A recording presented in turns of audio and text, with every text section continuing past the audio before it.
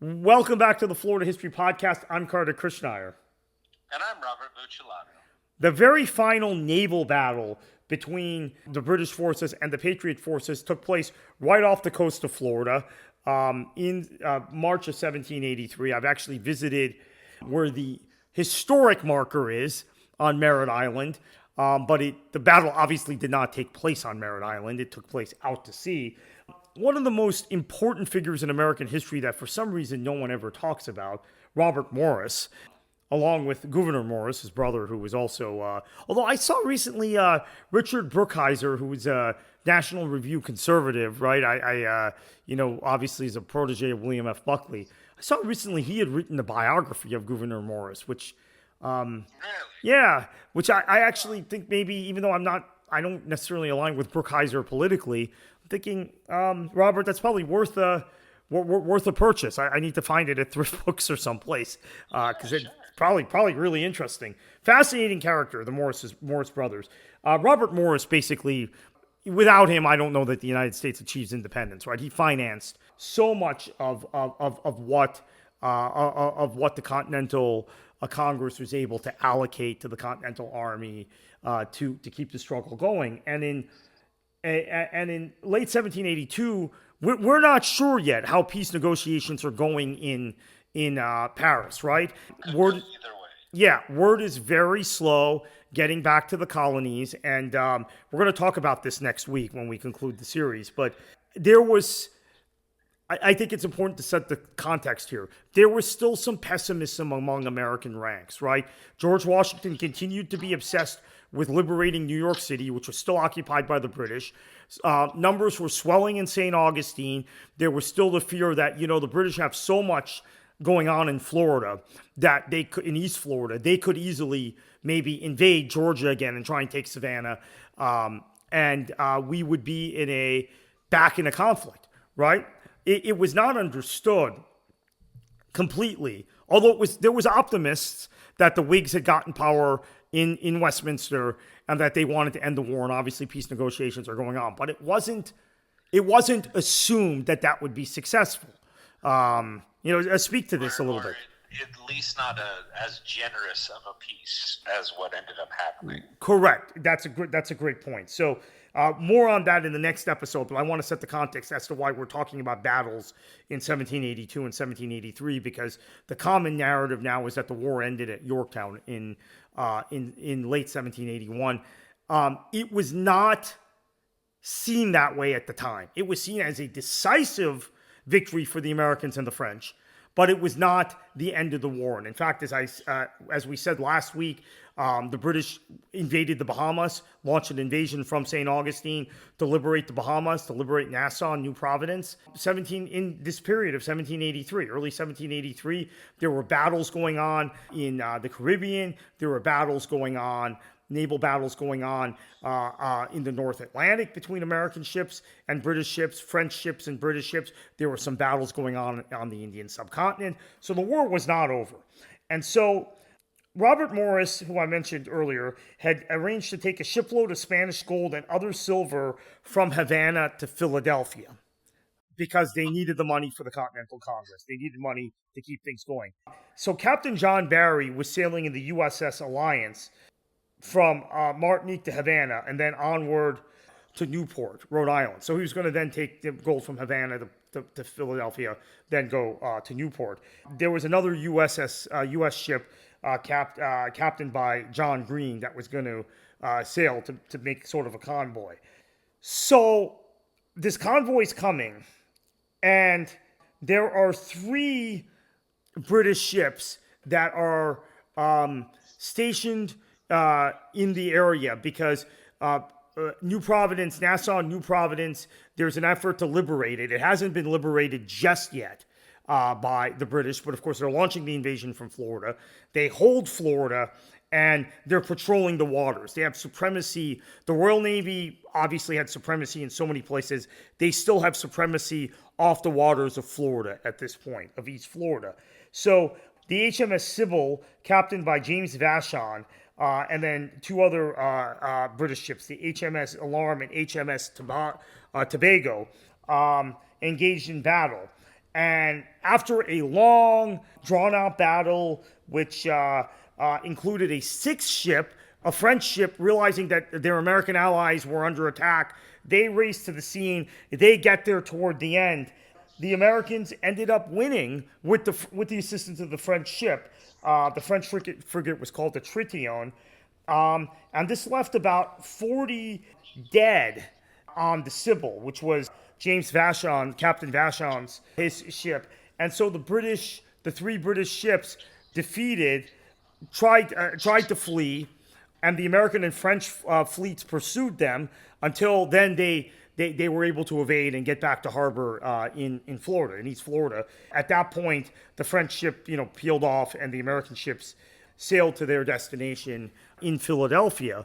But this last piece of naval battle took place off the coast of East Florida because there was still a war going on, Robert. And quite frankly, with this fortress colony we're talking about that East Florida had become between 1780 and 1784, that was the place where the British, if they were going to stop the American ships, the line from Havana all the way north to Philadelphia, this was the place they could stop them. Yeah, absolutely. And I'm shocked by just how many times a important element or touchstone of this conflict took place in Florida, and how often we just sort of skirted over it. And I mean, I had no idea that something as pivotal and as decisive as the last naval engagement took place here. I had no idea that it took place at such a late stage in the game. I, like you, kind of thought, oh, well, Yorktown, that was it. It was over. Writing was on the wall. All they could do then is just bicker about the terms in Paris. I think what's so interesting about this whole little escapade of the smuggling of the gold and this last gasp sort of altercation between an emerging naval power, at least that's what it seemed at the time America might be, and the Titan of the sea, the British Empire, taking place while all of these other components on two different continents were forming, is to just get a real sense again of how much of a global struggle this war truly was. People, again, just sort of think that it was reserved to these 13 colonies, and they had no idea that at the same time, the British were fighting in every continent that they had territory. They, whether it was the native populace that said, okay, well, now's the time to attack them when they're weak, or it was the French or the Spanish in other parts of the world. And this, again, just shows just the logistical scope of this conflict. Yep, absolutely, Robert. Real quickly before we conclude this episode, why do you think in American history we were never taught about? I'm just asking for a theory here about the period after Yorktown, because like you, I believe that, and I have to say, in the last 10 years or so, I've gotten fascinated by the period between November of 1781 and 1784, and actually become fascinated by the Articles of Confederation and what actually happened between Yorktown and the Constitutional Convention, because so little of it is taught to us in American history. It's almost like those 6 years didn't happen. Well, I think one of the reasons it just boils down to the fact that there was not a signer here for Florida. There was not a delegate.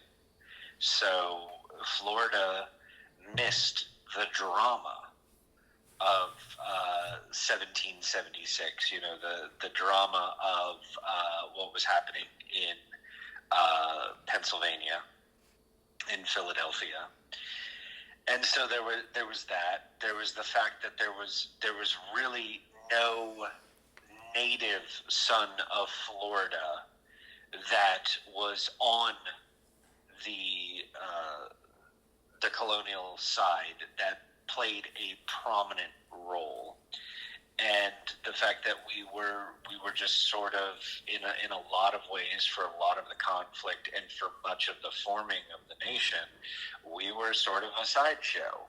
We were sort of that's kind of the thing that most Floridians always sort of have to contend with, is the fact that we're at least at the founding, we were sort of an adjunct member of the country. So there's that, but there's also the fact that the mythos that has really formed over the last 100 years since the centennial in 1876 talks about Franklin. It talks about Jefferson. It talks about Washington.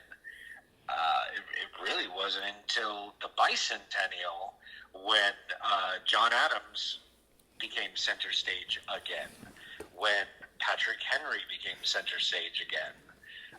For a long time, it was really reserved. The Titans, the mythos was around a few central figures in a few central colonies, and that was sort of the narrative. That was our nationality, and Florida has always been a place that has beckoned a transient and a fluid citizenship. And so it's America, but it's also the Caribbean. It's also Spanish.